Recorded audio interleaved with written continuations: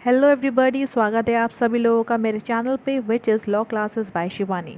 So student, यहाँ पे मैं इस समय कवर कर रही हूँ यूपी रेवेन्यू कोड 2006 मेंस के सारे क्वेश्चंस।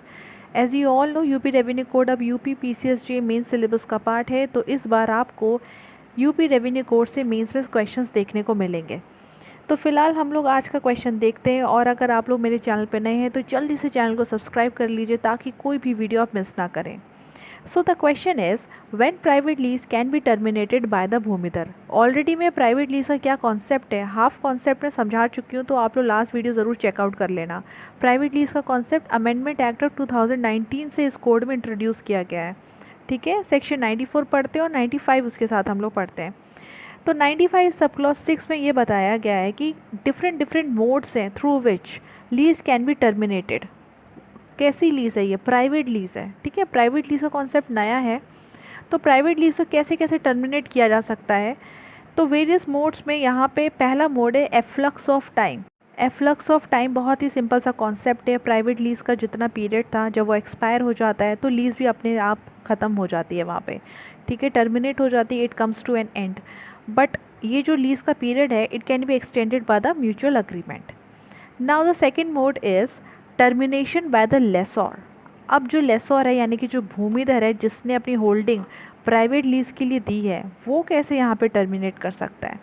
तो यहाँ पे ये होता है कि उसके पास ये राइट होती है कि वो कभी भी चाहे तो प्री मैच्योर इसको टर्मिनेट कर सकता है। अब यहाँ पे उसने अगर टर्मिनेट कर दिया तो उस केस में लेसी ने जो भी वहाँ पे स्ट्रक्चर्स वगैरह खड़े करे थे उस होल्डिंग के ऊपर, एक तो उसको वो सारे स्ट्रक्चर्स के लिए वो एंटाइटल होगा। मान लीजिए कोई भी मशीनरी वगैरह कुछ भी था, ठीक है, so whatever was installed there by the lessee on the lease land, he will be entitle to recover all of that. So the lessee would also be entitled to recover the compensation because premature lease पे आपने and कर दिया ना लेसोर ने, तो यहाँ पे private lease agreement में लेसोर भी टर्मिनेट कर सकते हैं अपने साइड से। टर्मिनेशन बाय द लेसी, अब लेसी के पास भी यहाँ पे प्री मैच्योर टर्मिनेशन का राइट होता है। So when lessee he terminates a lease from his side, ठीक है, वो टर्मिनेट करना चाह रहा है, सरेंडर करना चाह रहा है लैंड को, तो उस केस में उसे क्या करना पड़ेगा कि 6 महीने पहले नोटिस देना पड़ता है लेसर को, and this is called premature termination. He will be liable to pay the annual rent also for the remaining part of the year in addition to the compensation as agreed in the private lease agreement. तो lessee और laser दोनों pre mature terminate कर सकते हैं lease को। साथ ही साथ termination by the mutual agreement, ये भी एक तरीका है। म्यूचुअली अग्री करके किसी भी पॉइंट ऑफ टाइम पे उस लीज को एंड कर सकते हैं। Thereafter non payment of consideration, in case of non payment of the consideration, जितना भी एनुअल लीज रेंट है जो कि लेसी को पे करना है, उसने पे नहीं करा, ब्रीच कर दिया कंडीशन का या फिर कोई, तो लीज इस पॉइंट पे भी, इस ग्राउंड पे भी टर्मिनेट हो सकती है prior to the expiry of the lease period.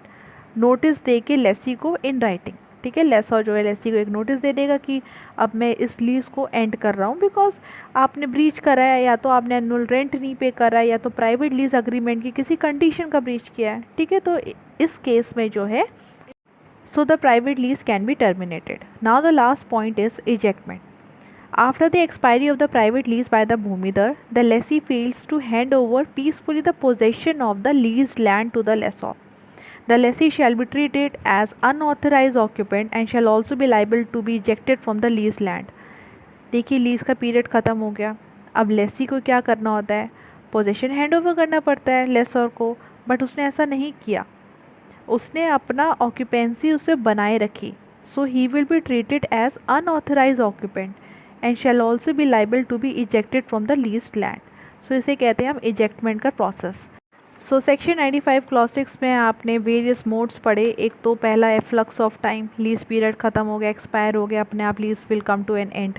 Termination by the lessor lessee, premature termination कहते हैं इसे, लीज पीरियड से पहले टर्मिनेट कर देना।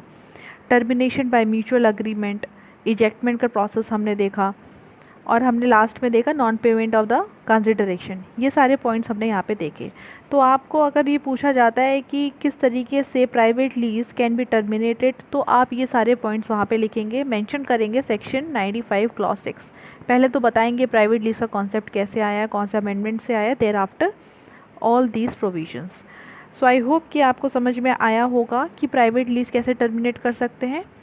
सो यहाँ पे इस वीडियो को एंड करते हैं। अब मिलेंगे नेक्स्ट वीडियो में with another mains question. Till then take care, bye bye everyone. Video को लाइक शेयर करना मत भूलिएगा। See you all in my next video.